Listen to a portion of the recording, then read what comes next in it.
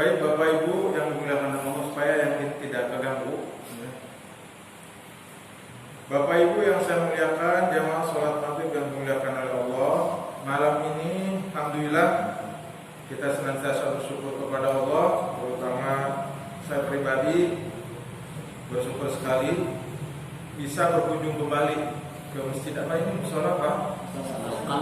Hasanul Qalbu.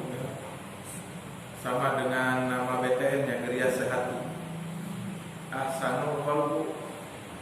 Kalau bahasa Arabnya sama Hasanul Qalbi. Gara-gara di bahasa Indonesia kan makanya aneh nih kok Hasanul Qalbu. Nanti kita ganti. Gak apa-apa. Jadi bahasa Indonesia aja. Dari bahasa Arab kan betul pilih kan. Hasanul Qalbu betul pilih, itu grammarnya begitu. Jadi mudah-mudahan Bapak Ibu sesuai dengan nama BTN yang Rias Sehati, ya. Alhamdulillah, dan juga mudah-mudahan masjid ini atau musola ini menjadi Hasanul Qalbu, sebaik-baiknya hati.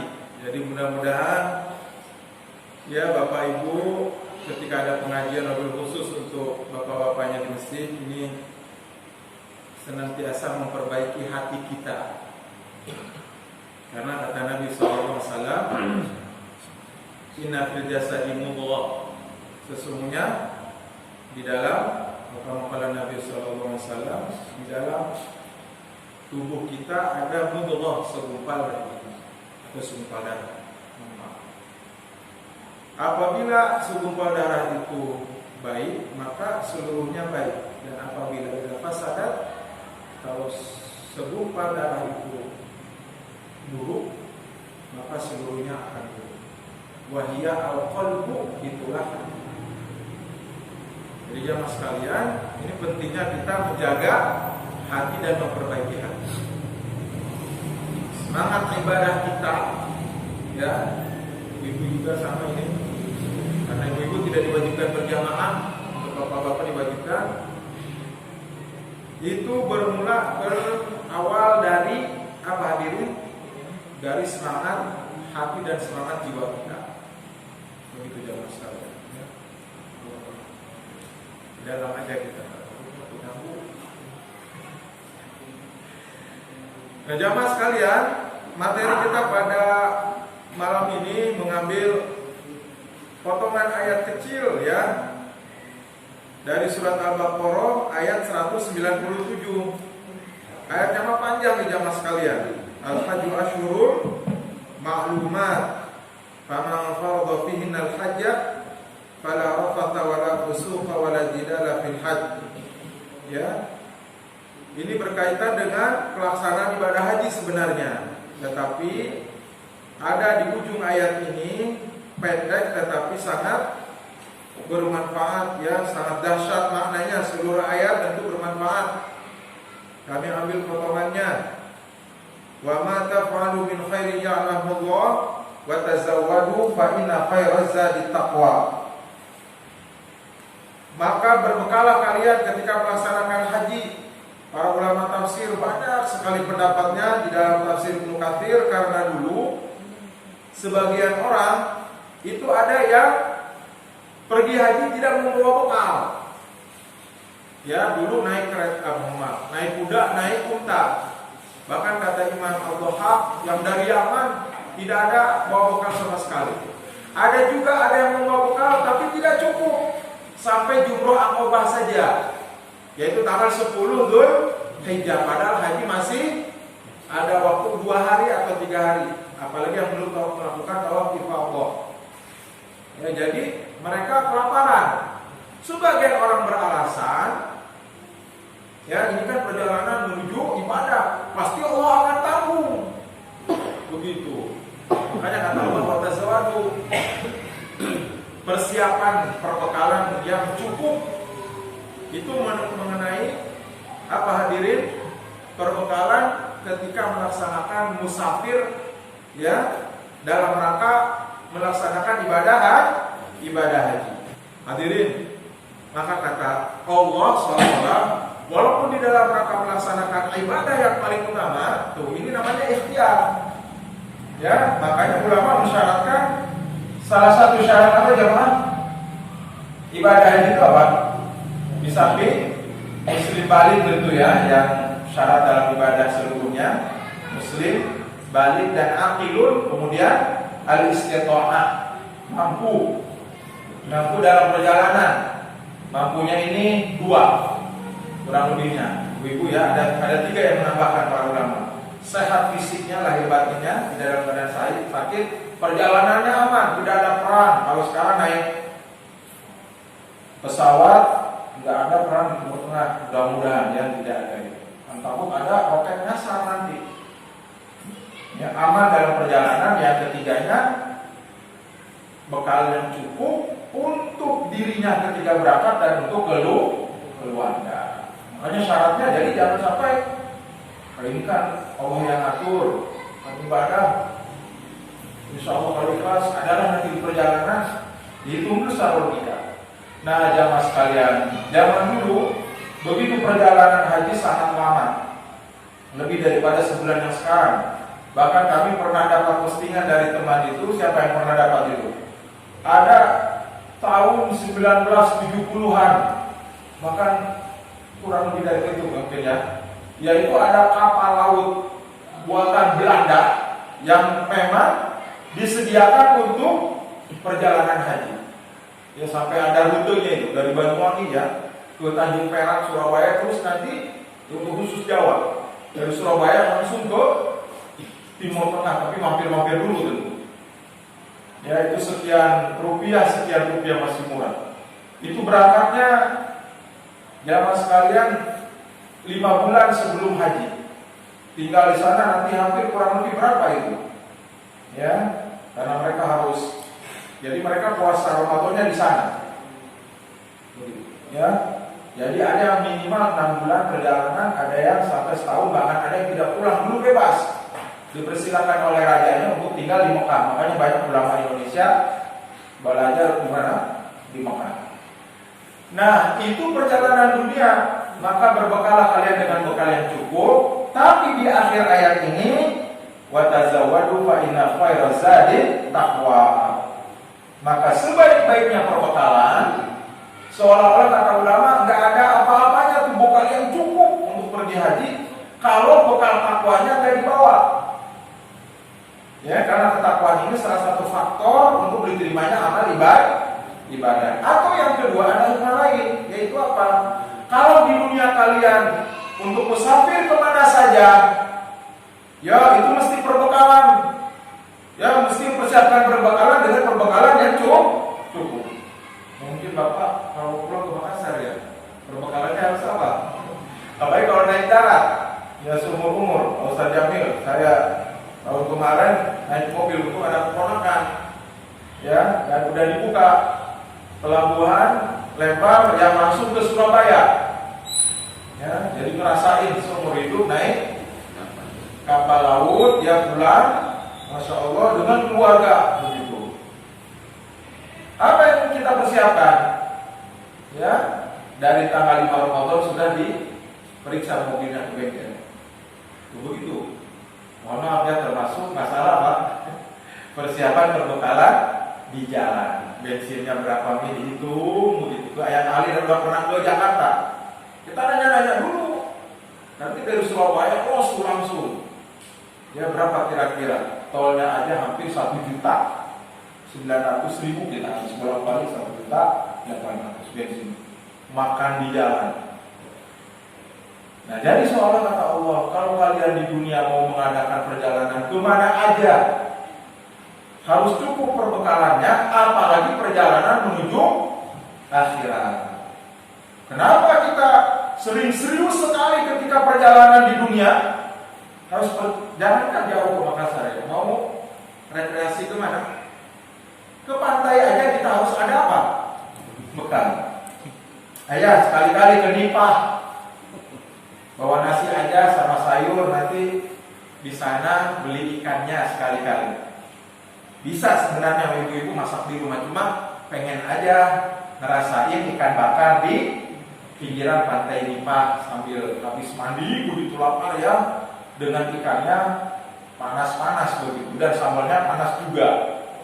pedas. Kan iman tuh, kan kita harus ada bekalnya juga itu. Bekal nasi dari rumah, ada minumnya makanan, termasuk uang. Ya, yang naik motor harus ada bensinnya, yang naik mobil ada bensinnya. Kan begitu, itu yang paling pendek. Rekreasi ke tempat yang tenang.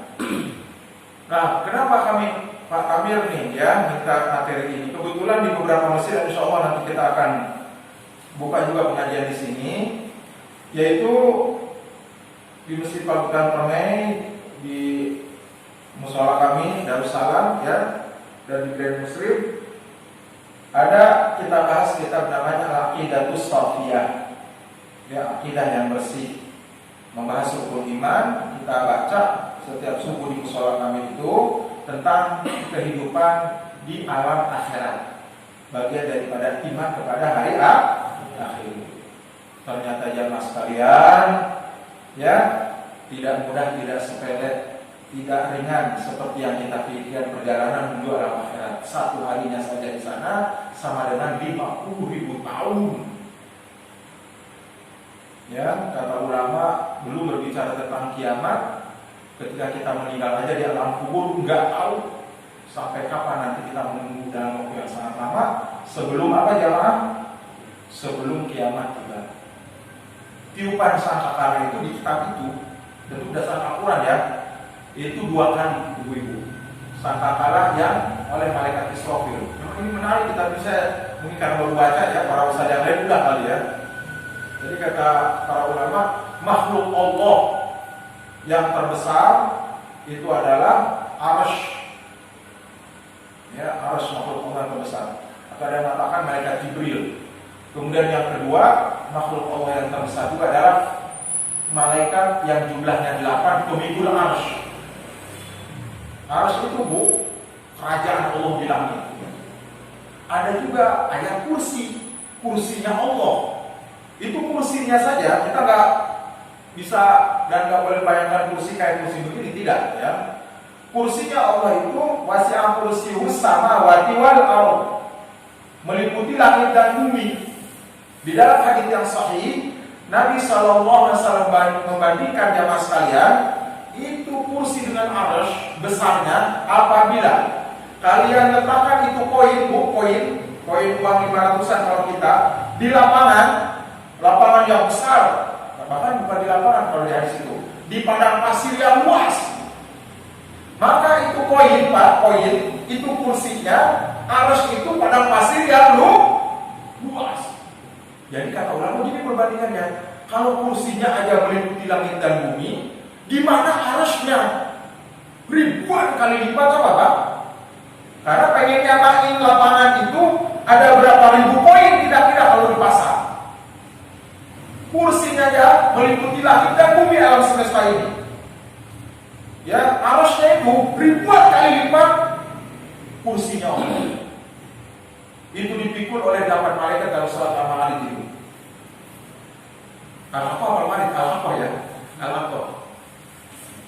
Dipikul oleh 8 malaikat yang salah satunya kata di kitab Aqidatus Shafiyah ini adalah peniup sangkakala, yaitu malaikat Israfil. Menurut kitab ini dan sudah ditafsir oleh 4 ulama besar ya, itu jamaah sekalian, malaikat Israfil juga termasuk pemikul arsy. Hadirin, tidak bisa dibayangkan sangkakala itu apa? Sering kita lihat apabila sangkakala, sebenarnya sangkakala itu artinya trompet. Kornun azim, trompet dari tanduk. Ya, kornun itu apa namanya? Tanduk. Ya, yang sangat besar. Yaitu akan ditiup. Cuma kalau kita nyebut trompet agak kurang ini ya bahasanya. Ada bahasa sekarang disebut dengan sangkakala. Ya, besarnya aja bumi bisa ditelan. Bagaimana dengan malaikat Israfilnya? Itu beliau diperintahkan 2 kali. Pertama, penghancuran alam semesta. Ini berkaitan dengan materi kita. Kenapa kita harus berbekal menuju alam akhirat? Jangan sampai kita serius untuk perkara dunia, perkara akhirat di nomor 10 kan, mestinya malah lebih serius lagi. Kata ulama begitu dalam tafsirnya. Sebagaimana Anda ya sangat besar perhatian Anda ketika musafir perjalanan dunia, maka menuju perjalanan di akhirat harus lebih lagi perhatian. Ya, Bapak Ibu, dengan izin Allah, alhamdulillah kita bekerja seperti biasa. Tapi ketika waktu zuhur jangan lupa. Ini yang sangat membuat kita betah di Lombok. Mohon maaf Pak ya, saya dulu mau dipindahkan, tapi tidak dipaksa. Terserah kamu mau diundur. Kalau mau pindah, kami pindahkan, kata pimpinan di kantor. Kalau betah di sini ya di sini aja, kata. Suara dengan keluarga, enggak, kalau itu di sini aja. Salah satunya kita buat kenapa Pak? Di mana kita berhenti, kemana aja kita berkunjung pasti ada apa? Masjid. Ya, kan di kantor-kantor tidak susah, tidak repot. Begitu doang dan tidak dalam keadaan darurat sudah. Nah, musola masjid, kecuali yang darurat, perawat, dokter yang sedang operasi, polisi kalau lintas kebetulan nanti stopan apa stopannya mati. Tapi kalau yang darurat boleh. Ini yang kita bisa berhenti ketika azan tiba, tinggalkan. Nanti diteruskan selesai sholat. Ini enggak, kalau belum selesai terus aja itu. Perkara sholat gampang. Bisa jam 2 juga nanti. Semua digampangkan. Dan kami mohon kepada ibu juga sama. Sebagian para ibu karena tidak dikejar ya dengan rukunya imam atau bersamaan takbiraturnya imam. Kalau kami mohon maaf ya, walaupun jangan sampai tergesa-gesa pula Pak ya, persiapan dari awal. Nabi melarang kita kalau sudah komat, apalagi imam sudah kedengaran dolol-dolin, wah takutnya keburu ruku nih, agak lari-lari kecil. Itu hadirin dilarang keras oleh Rasulullah, makruh hukumnya. Tetap aja tidak terlalu santai banget, tidak juga terlalu cepat. Ternyata rahasianya kata ulama Pak, kalau kecapean sholatnya tidak akan apa? Khusyuk. Nah itu kenapa? Makanya saya agak kurang ini ke Islamic Center itu ya. Kalau kita maksudnya kurang persiapannya gitu. Kalau nggak dari awal ngejar subuh itu, kalau apalagi dalam keadaan normal dulu, ya itu kalau kita terburu-buru naik tangganya itu capek. Apalagi sampai landai kecil itu Al-Fatihahnya nggak sempurna. Terburu-buru. Ya, jadi santai itu sunnah. Ya, bisakinah wal waqar. Berjalan kalian menuju masjid dalam keadaan tenang, penuh ketenangan. Ya, bahkan dalam bacaan disebutkan kan sesungguhnya itu juga kalian seperti dalam sholat kan begitu teks hadisnya. Jadi kita dari rumah buru-buru itu seolah seperti sholat juga, jangan tergesa-gesa. Nah ibu-ibu tabih hadirin ya, ibu-ibu mohon maaf. Sebagian yang karena nggak mengejar takbiratul ihram bersama imam, sebagian ibu-ibu terlalu santai, sering menundanya terlalu lama. Kecuali darurat mesti kecil atau mempersiapkan mungkin ya suaminya sebagiannya Bu, ketika kami sering ceramah penyuluhan itu Ustaz. Dan kalau kita pulang jam 7 Pak, dari sana sampai Zohor, pas banget itu. Ada yang sebelum adzan sudah ada. Ya, sebagian bukan hanya Ustaz, kita seharian di kapal, kemudian dari Lombok ke Mataram, kapal itu pakai makan langsung tafadhol. Boleh. Dalam keadaan kita lapar ya, itu diperbolehkan makan dulu. Nah ibu-ibu juga sama, gimana Ustaz kita sudah azan ini tapi mempersiapkan buat suami, nggak apa-apa. Jadi ditundanya sebentar, nggak sampai Bu, sekarang 1:30, ditundanya sampai 2:30. Itu ada yang rutin. Saya mah kurang afdol kalau sholat lebih awal. Itu ada ibu-ibu, karena udah terbiasa dari kecilnya sampai tuanya mesti itu kalau doa jam 2:15. Nggak mau itu kalau Allahu Akbar. Jangan sekali ibu-ibu menyelesaikan dan memberhentikan pekerjaannya. Stop aja begitu. Sekedar benci ditinggalkan aja sholat dulu. Nyapu apalagi mohon maaf ya handphone. Buat aturan bapak-bapak di rumah dengan anak-anak yang dibiasakan dan contoh dari kita. Begitu, bahkan kita aturan di rumah kalau sudah mulai sholat wassalamualaikum kan kiri kanan ya, speaker masjid itu di perumahan kita itu. Ya, keras sekali. Itu sudah persiapan. Begitu azan seluruhnya harus stop dan harus diingatkan berkali-kali kita masuk ibu-ibu. Ya, ini kalau bisa ditinggalkan mulai apaan gitu? Nyuci piring tinggalkan aja. Senang Allah kalau kita menyambut semuanya dengan cepat. Ya ayyuhalladzina amanu stajibu lillahi wa lirrasuli idza da'akum lima yuhyikum. Ya ayyuhalladzina amanu, ya istajibu lillahi wa lirrasul idza da'akum, segeralah kalian penuhi panggilan Allah dengan cepat. Namanya suratul ijabah. Apabila Allah dan Rasulnya memanggil kalian, bukannya sholat sebenarnya. Kata para ulama, seluruh amal sholat kita. Yang punya uang segera setor haji, jangan ditunda-tunda. Kalau ditunda-tunda, ada kebutuhan lain. Lagi setor aja lunas, ngantrinya aja lama. Ada yang maaf, kalau tahu informasinya Pak. Bapak kalau nanti nih hari apa? Kamis besok karena Jumat Sabtu libur ya. Bapak punya uang nih umpamanya 25 juta katanya kan, dapat porsi itu. Ntar 10 juta lagi pelunasannya menjelang 3 bulan menjelang keberangkatan. Itu katanya itu sampai 15 tahun nanti. Bahkan ada yang 18 tahun. Itu ya sudah lunas hadirin, apalagi yang baru nabung. Jadi ayat ini bukan hanya dipanggil adzan oleh adzan. Seluruh amal soleh kita bersedekah segera, soalnya kalau ada panggilan amal baik segera. Bapak ibu-ibu masih kita belum selesai ini, kayaknya masih membutuhkan semen ini sama pasir. Di luar mau dirapihin pabrik blok ini sedikit, segera begitu. Kamar mandi belum rapi, keran-kerannya banyak yang rusak, toiletnya juga kurang nyaman, segera kalau ada begitu. Allah senang. Ibu-ibu yang dibiasakan. Ada ibu-ibu yang sholat asarnya mesti jam 4:30. Sekarang jam 4:15. Bahkan sampai jam 5. Apalagi komplek begini enak tuh. Kalau sore kan ramai anak-anak nyuapin anak tuh Bu, jalan-jalan. Habis asar itu udah dimandiin, lucu anaknya. Duduk di buruga menjelang jam 5. Maaf ya Mbak, jagain anak saya sebentar, saya mau sholat. Belum sholat dia. Nyuapin anaknya belum sholat. Nyuapin anak duluan, itu yang paling penting.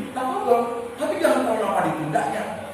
Nyuapin anaknya 15 menit, ngobrolnya 1 jam. Pantas kalau sholat asar jam 5. Dan itu udah ada yang terbiasa. Saya itu kurang afdol kalau sholat asarnya jam 4. Kurang afdol saya. Mesti dia tunda. Ada tempat maghrib.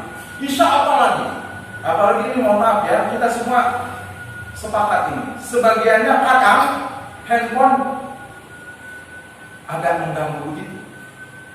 Kadang-kadang. Ya seluruhnya hadirin, kalau seperlunya aja ini, insya Allah banyak manfaatnya. Yang penting untuk komunikasi dan informasi seperlunya aja. Itu pun informasi harus dipilah dan dipilih. Tidak gampang besar besar, hati-hati ini. Ya, tidak ada celak-mencelak, tidak ada caci maki, dan itu lebih nyaman. Faliyakul khairan au liyasmut. Sekarang mungkin tidak bicara, tapi mutak-ketik nih. Kata Nabi, kalau kamu aku beriman kepada Allah dan hari akhir, hayo sampaikan aja, nyampaikan. Kalau enggak, diam aja. Lebih selamat itu. Dikit-dikit kita kamu tanam ini, semua. Jangan. Yang paling mengerikan ini anak kecil bawa pedang itu ada sekarang sedang viral. Siapa yang ngajarin itu? Ngomong ke presiden lagi. Bawa samurai ini. Siapa yang ngajarin gitu? Anak kecil diajar ngomong pedang. Atau anak kecil mau diajar surat An-Naba, hadis arba'in. Diajar yang baik-baik. Atau paling tidak nama-nama negara dan presidennya di seluruh dunia, di Asia itu aja. Hai. Siapa? Ditegur itu, harus ditegur. Nggak boleh. Anak kecil aja itu. Belum apa-apa. Itu siapa musuhnya? Makanya kita berbeda nanti hati-hati sama dia. Ya.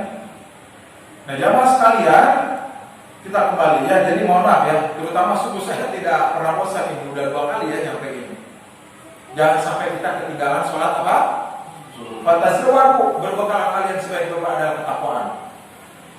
Apa kata para ulama? Saya sampai tulis ya, karena kita punya agak kebesaran begitu. Wa aslu taqwa an yaj'ala al-'abdu, kata Imam Ibnu Rajab Al-Hambali. Aneh beliau ini, aneh orang ini ya. Ulama besar dari mazhab Hambali. Hadirin ya, luar biasa mensyarah kitabnya Imam An-Nawawi rahimahullah. Jadi begitu zaman dulu Pak. Imam Ibnu Rajab ahli di bidang fikihnya Imam Ahmad, Imam An-Nawawi ahli di bidang fikihnya Imam Syafi'i. Ratusan kitabnya, ribuan halaman. Ya. Menak juga Imam Nawawi. Tapi tidak pernah ribut ini orang berdua ini. Ya saling memuji, saling membela.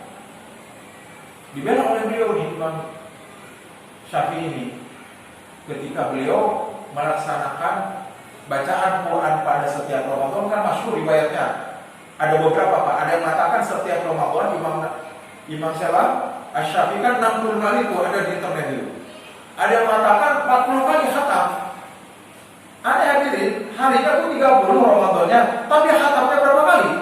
40 kali. Kalau satu kali satu khatam 30 hari mungkin agak masuk akal. Ini 2 kali. Kalau 60 itu. Ada yang banyak menolak. Kan kata Rasulullah jangan kurang dari 3 hari.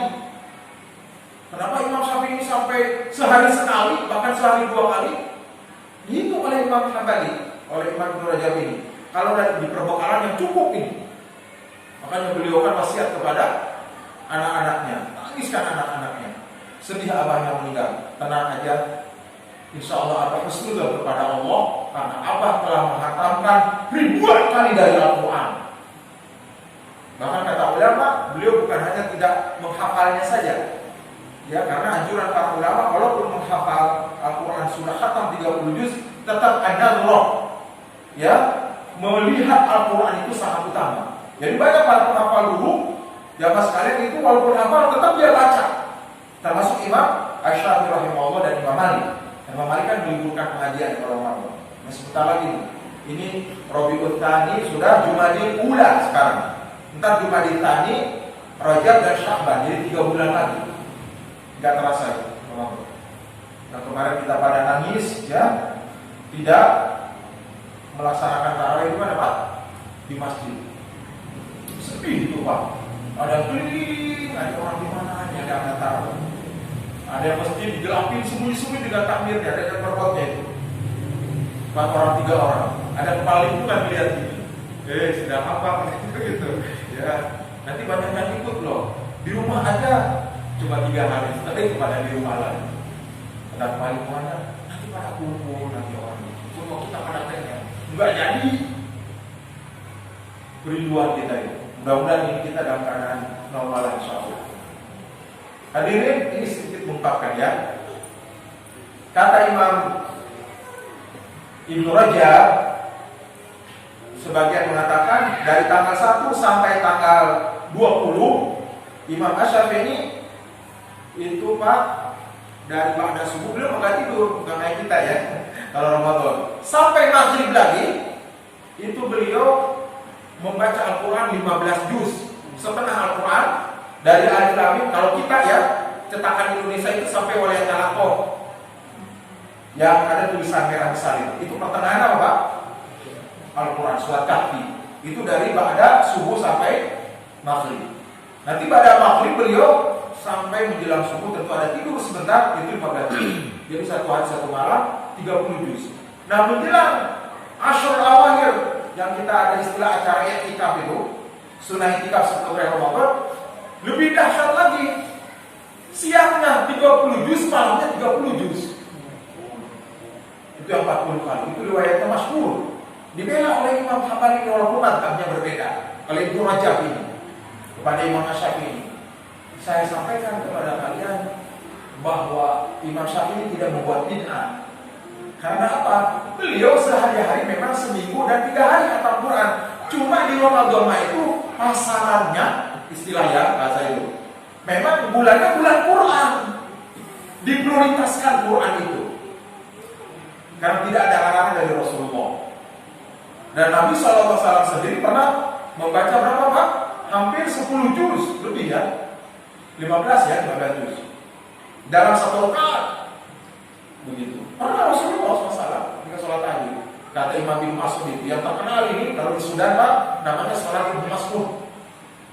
Terkenalnya ada teman kami, ternyata imam-imam di sana sudah biasa Pak. Kalau kita satu malam 8 rakaat, 1 juz, di sana 10 juz. Satu malam, jadi 3 malam khatam, 3 malam khatam. Aneh saya, dari siapa kita? Atau kok postingannya sudah dia anak sedang ada ini 6 bulan pendidikan bahasa Arab. Pemerintah Ramadan di sana menakjubkan akhir di beberapa masjid ini, dan memang itu orang-orang khusus begitu, jadi yang terlatih.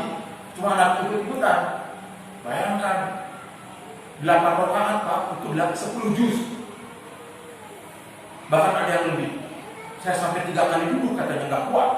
Duduk berdiri. Sampai ada beberapa orang tua adem aja diam aja itu dia nggak duduk. Saya sampai nggak kuat, saya duduk saya. Pas naik lagi saya nggak kuat. Masih muda. Masya Allah diri. Ya. Nah jamaah sekalian, jadi Imam Syafi'i ingat ya, tidak buat bid'ah. Yang beliau mengatakan 1 hari 1 malam itu bukan melanggar. Beliau bukan tidak tahu hadis pun jangan kurang dari 3 hari. Dan Abdullah bin Amr itu mohon izin kepada Nabi, ya Rasulullah, makanya di kalangan para ulama salaf dulu aib dan malu besar hadirin kalau di kalangan para ulama dulu tidak menghatamkan Quran sebulan sekali. Itu termasuk dia jauh dari Quran kalau tidak menghatamkan sebulan sekali. Rata-rata di kalangan kami kata ulama seminggu. Ya, kata Ibnu Rajab Al-Hambali, asal takwa itu dalam ayat wa tazawwadu fa inna khairaz taqwa an yaj'ala al-'abdu bainahu wa baina ma yakhafuhu wa yahdharuhu wiqayatan taqihi minhu. Takwa itu dia perisai, asal makna bahasanya itu. Ya, menjadikan antara dirinya dan sesuatu yang khawatir ditakutkan ada penghalang.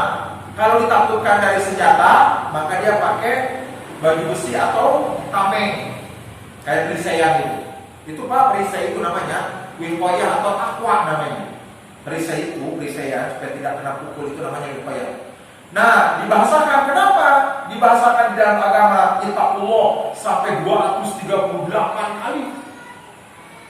Baik yang kata kerjanya perintah fi'il amr, ada yang fi'il mudhari, ya, ada tatakun, ya takun, ittaqu, ada ittaqu fi'il madhi, 3 fi'ilnya ini ada. Kata kerja lampau fi'il madhi, kata kerja fi'il mudhari, dan kata kerja fi'il amr. Itu dijumlah-jumlah oleh ulama tafsir kurang lebih 238. Lafaz ini bertakwa kalian semua. Bertakwalah itu 20. Makanya pantas Pak kalau waktu khutbah Jumat dijadikan apa Pak? Syarat.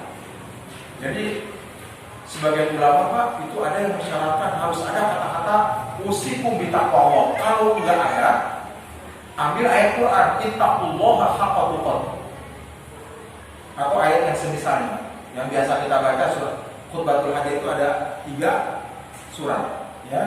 Ali Imran, An-Nisa, dan Al-Ahzab. Ya, ittaqullah. Kalau An-Nisanya gimana? Ya ayyuhan nasu taqullaha alladzi khalaqakum min nafsin wahidah wa khalaqa minha zawjaha wa bata minhuma rijalan katsiran wa nisaa wattaqullaha alladzi tasaaluna bihi wal arham. Bertakwa kalian kepada Allah. Dan hati-hatilah kalian dengan arham, famili kalian, keluarga besar kalian, keluarga kalian. Begitu jamaah sekalian, ya. Maka kalau disebut dengan takwa Allah, maka fataqwal 'abdi li rabbih an yaj'ala bainahu wa baina ma yakhafuhu aw yakhshahu min rabbih. Apa itu? Ghadabihi, sukhtihi, iqabihi, wiqayatan taqi min dzalik wa huwa fi'lu ta'atihi wa ijtinabu ma'asihi. Bapak-bapak, ibu-ibu, tapi ya, kalau bahasanya menurut etimologinya takwa itu adalah perisai, supaya tidak terkena pukulan orang, maka kalau takwa kepada Allah, apa perisainya? Gitu maksudnya. Apa nih perisainya supaya tidak terkena marah dan adabnya Allah itu? Yaitu perisai kita supaya tidak tersentuh oleh api neraka, fi'lu ta'atihi, mengerjakan ketaatannya dan menjauhi seluruh apa yang dilarang daripada kemaksiatan dan bentuk kedurhakaan kepada Allah. Akhirnya Pak, didefinisikan, dikumpulkan perkataan Imam Ibnu Rajab yang panjang ini dengan definisi para ulama, disingkat dipanatin, at-taqwa huwa imtithalu awamirillah wa ijtinabu nawahi. Takwa itu mengerjakan perintah Allah dan meninggalkan larangan Allah. Asalnya mah perisai, asalnya buat ngehadangin kita. Kalau takwa kepada Allah, ngehadangin dari api neraka, ngehadangin supaya Allah tidak marah kepada kita, maka dengan cara mengerjakan ketaatan dan meninggalkan segala larangannya. Jamaah sekalian, kata di kitab Aqidah Shafiyah, malaikat Israfil pertama Pak meniup sangkakala ini menghancurkan alam semesta untuk mematikan seluruh makhluk hidup termasuk para malaikat. Ya, dan saya agak ini sekali dia baca kitab ini, luar biasa. Sampai para malaikat meninggal dunia, termasuk malaikat Israfil, termasuk malaikat Jibril, termasuk malaikat Israfil sendiri akhirnya. Bahkan yang terakhir meninggal itu wahyu maru, dan dia diperintahkan ya qabildu nafsahu, kata kitab itu, dan terakhir diperintahkan oleh Allah malaikat Israel. Kalau istilah yang benar sebenarnya malakul maut. Ya, kalau Ustaz ada di hadis malaikat Israel penyebutan nggak ada. Itu istihad para ulama yang sudah maksudnya malaikat apa pencabut nyawa itu Israel. Saya bukan dari Nabi sebenarnya. Jadi kita bawa nama menyebutnya malakul maut, malaikat pencabut wahyu maru, dan dia diperintahkan terakhir kali untuk mencabut nyawanya sendiri. Hening sunyi senyap ya selama 40 masa, 40 tahun, 40 masa ya.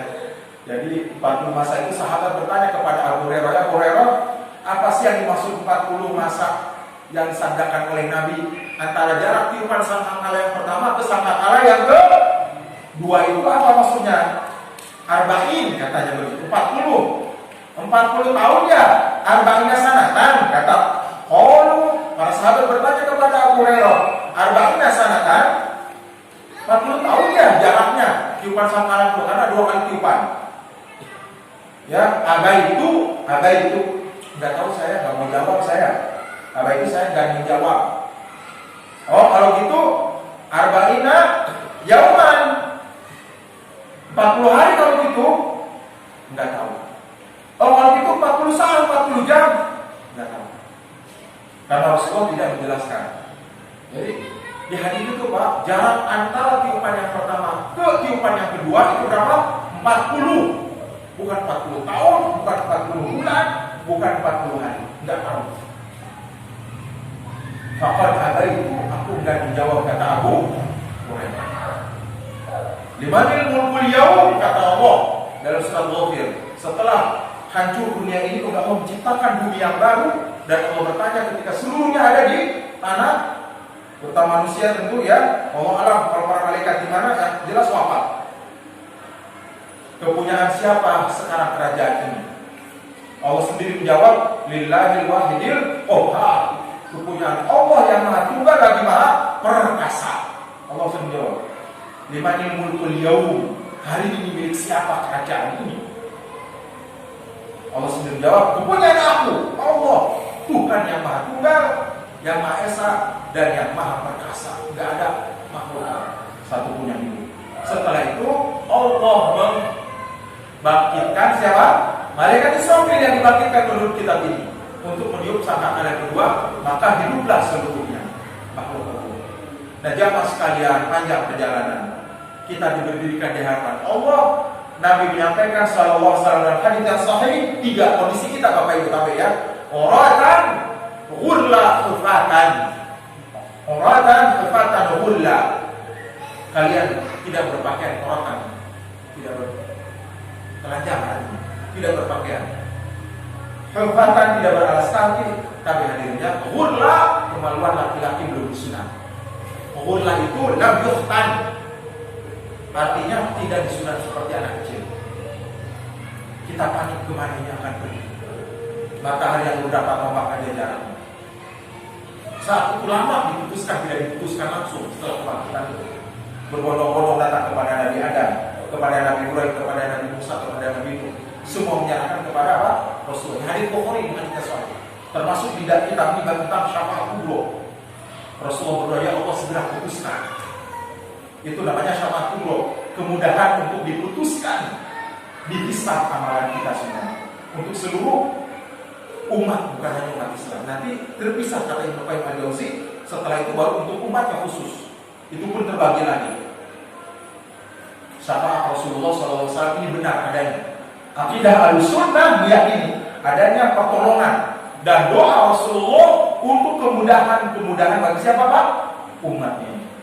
Nah di sana itu Bapak Ibu perlunya kita bekal yang cukup. Seluruh amal soleh sekecil apapun menjadi manfaat yang besar. Sampai kata Nabi SAW dan hadits Imam Muslim, tapi dia mohon maaf ibu-ibu, aku tidak melihat penduduk neraka kecuali kebanyakan wanita, dan aku tidak melihat penduduk surga kecuali apa? Bukan laki-laki Pak, lawannya bukan, kecuali orang-orang miskin. Bukan menghibur diri. Ternyata orang miskin lebih banyak di surga. Bukan berarti orang kaya tidak masuk surga. Hadisnya sahih. Orang kaya dan orang miskin jaraknya Pak, kata Nabi SAW hadis yang sahih 500 tahun perjalanan. Orang miskin duluan masuk surganya. Karena pertanyaannya sedikit. Orang kaya belakangan jaraknya 500 tahun. Baru orang kaya datang. Jadi kita dulu, mohon maaf, mudah-mudahan ini Pak ya, kita lagi menghibur diri supaya nggak sedih terus, kita nggak punya ini. Ya, dua tabean ini ya. Mudah-mudahan kita bukan paling baik soal surga, enggak, daripada kayak artis itu yang dia mendoakan diri masuk neraka. Lebih baik kita mudah-mudahan masuk surga, begitu. Kita emang nggak rakus-rakus amat masuk surga, katanya masuk neraka juga nggak apa-apa, saya mau pesta-pesta. Oh, di kitab itu dibahas ternyata apa tentang neraka. Itu jauh harus kita bacakan ini. Ya Allah, ya tentang neraka secara rinci. Nah, jadi neraka itu mau 3 proses apinya itu. Allah nyalakan api selama 1000 tahun menjadi merah membara, dan Allah nyalakan lagi 1000 tahun dari yang merah itu menjadi apa coba? Putih. Api neraka putih seperti cairan timah. Dan dinyalakan oleh Allah lagi, kata Rasulullah hadis sahih, 1000 tahun menjadi apa? Hitam. Api neraka itu hitam. Yang satu tetesnya dunia bisa hancur. Hadisnya sahih. Mau berpesta orang dia di sana, pesta enggak di sana. Kita mengeri. Beri hadirin. Nah terakhir sudah ada. Masih panjang sebenarnya hadirin ya, Bapak Ibu. Perbekalah dengan perbekalan yang cukup. Jangan sampai seperti orang musafir Pak, dirasa di karung banyak makanan, ternyata bocor. Olinya cukup, ini masih karung ternyata netes. Atau kalau karung pas dia mau makan, kita kan mohon maaf, saya dengan Pak Jamil pernah ke Kelawangan aja kita ya, di sana kan nyampe ke puncaknya kan kuat. 2 kali naik terjadi, tapi gak kuatan. Ya Allah Pak, semua kita bawa. Dari baju aja, takut penasaran ada gantinya. Apel kita bawa, coklat, katanya supaya penguat tubuh, belum madu dengan airnya. Umpama bocor itu hadirin, nggak menyangka ternyata pas kita mau butuhkan pada habis semua. Jadi sampai Pak amal soleh yang kita motivasikan tadi, kita berjamaah, bersedekah dan seterusnya ternodai, berkurang akibat kezaliman yang kita lakukan. Kata Nabi SAW, sebentar Pak ya, kita 5 menit nih. Kata Nabi SAW, ataduna al muflis, hai kalian, para sahabat tahu kalian siapa itu muflis pakai huruf Fa. Ya, bagus namanya mukhlis pakai Fa, orang ikhlas. Kalau muflis itu orang jatuh bangkrut. Katanya supaya jangan kasih nama muflis pakai Fa. Jangan pakai FF, jangan. Muflis itu orang jatuh bangkrut, katanya jawabannya. Betul sahabat menjawab, oh Nabi, laisa lahu dinar wala dirham wala mata. Tidak punya emas perak, uang dinar dirham itu Bapak Ibu, dan barang-barang udah nggak ada karena terjual karena bangkrut. Oh, bukan itu aku maksud. Fayat yaumal qiyamah, hamba ini datang pada hari kiamat bisolatin wa zakatin. Ingat kami ini punya dua, ya. Rasulullah menyampaikan orang yang tulis itu orang yang banyak pahalanya, sholatnya, zakatnya, rukun Islam yang 5 ditambah yang baik. Tapi fayati qad syatama hada, datang orang-orang kepada Allah, ya Allah minta keadilan. Kenapa? Dia mencaci maki aku, dia menyakiti aku, dorobah hada, dia memukul aku, bahkan qatala hada, dia membunuh. Jadi para pelaku kezaliman ini sangat berbahaya bagi dirinya dan bagi orang lain. Bagi dirinya apa? Fayu'ta min hasanatihi, apa yang aku mau kata Allah, ya Allah berikan kebaikan sholatnya, berikan sholatnya. Datang lagi orang, ya, yang pernah kita ambil hartanya, yang kita nodai jiwa harga dirinya, harga menuduh yang tidak. Akhirnya puluhan orang mungkin datang, zakat, sedekahnya, tilawahnya, saum, itu yang punya amal soleh diberikan. Kemudian hadirin, tidak faniat dari mana? Dan apabila habis kebaikannya, apa yang dipayu'ta, ya, min sayyi'atihi, maka diberikanlah dari keburukan yang dizalimi ini kepada para pelaku kezaliman. Di dalam hadis yang lain ada dialog, hai hambaku, kebaikannya sudah habis diambil sama si fulan. Gak ada kebaikan yang sudah habis. Apa yang kamu mau? Kata yang dizalimi ini, Pak, berikan ya Allah keburukanku kepada dia. Diambil keburukan yang dizalimi kepada orang yang mendok.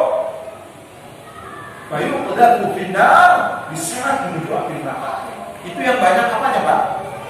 Kebaikannya. Apalagi yang tidak ada sama sekali kayak preman itu, yang tukang ngambil uang di mana, Pak? Di jalan, kadang-kadang di terminal, sopir tiap hari belum dapat penumpang udah minta uang walaupun kecil 500.000, tapi ada 20 mobil dan tiap hari. Nauzubillah.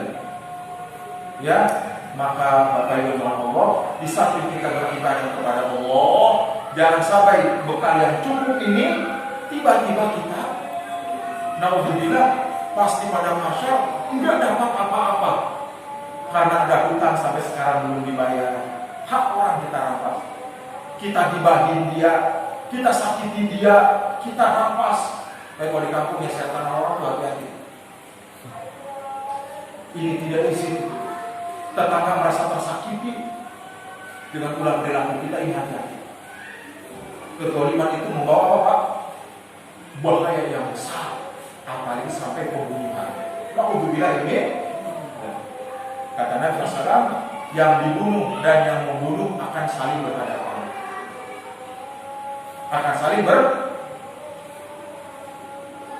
Allah bertanya, kenapa kamu membunuh siapa?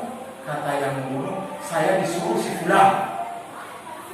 Allah mendatangkan si fulan yang menyuruhnya, dua-duanya ini diseret menuju neraka. Nauzubillah ini.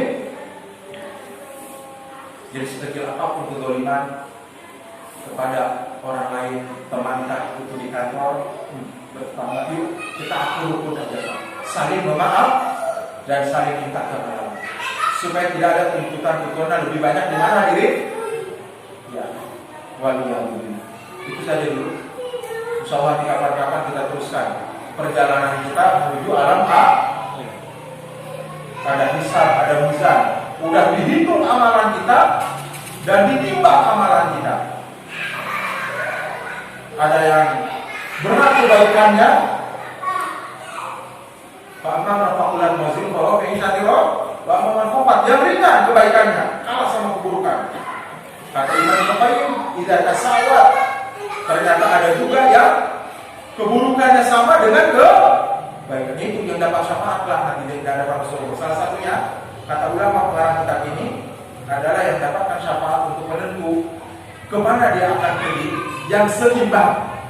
Ibu, ada orang kebaikannya banyak banget, keburukannya banyak banget juga, seimbang. Itu salah satu akan datang syafaat Rasul. Kalau dia apa? Cinta sunnah Rasulullah, berusaha melaksanakan Rasulullah. Ya, kalau ada yang menghina mengejek dia, sakit hatinya. Karena Nabi segala-galanya untuk kita, lebih sayang daripada orang tua kita, diejek, dihina. Kita aja kalau orang tua diejek, kesel marah. Berarti marah dengan diejeknya Nabi, bakal teriak-teriak, tidak. Kita doa kepada Allah, ya Allah. Aneh bin ajaib. Ya, si Macron itu presiden apa Pak? Di Macron itu kena corona kali dia, Macron. Ya. Nauzubillah. Orang yang paling dicintai oleh Allah, inna Allah malaikatnya yusholluna ala, kita para ulama bukan hanya kita yang marah, Allah di langit dan para malaikat pernah marah. Cuma kita sabar, tidak disegerakan azabnya oleh siapa Pak? Oleh Allah. Allah Maha bisa kasih Macron mengejek Rasulullah, ya, membolehkan untuk menghina Nabi itu. Allah Maha bisa untuk mengadab dia langsung. Tapi ini cobaan buat kita. Ya, itu saja hadirin yang bisa disampaikan sudah dibawa ke Bapak. Ini saking keasikannya Bapak terakhir nggak ada pertanyaan kan? Sudah, jadi ada ya, itu aja. Nanti bulan depan lagi kita lanjutkan ya. Terima kasih. Mohon maaf atas segala kehilapan kekurangannya. Kita akhiri dengan doa penutup majelis. Subhanallah wa bihamdika, asyhadu an la ilaha illa anta, astaghfiruka wa atubu ilaik. Jamaah sekalian, tabiat kalau ada salah dalam penyampaian silahkan ya kita saling apa Pak? Mengingatkan ya kalau ada bacaan Bapak Ibu dari kitab buku yang lain Ustaz salah itu, terima kasih karena saya tidak larut dalam apa Pak? Kesalahan. Allah alam ya, ya. Saya senang kalau diingatkan. Terima kasih.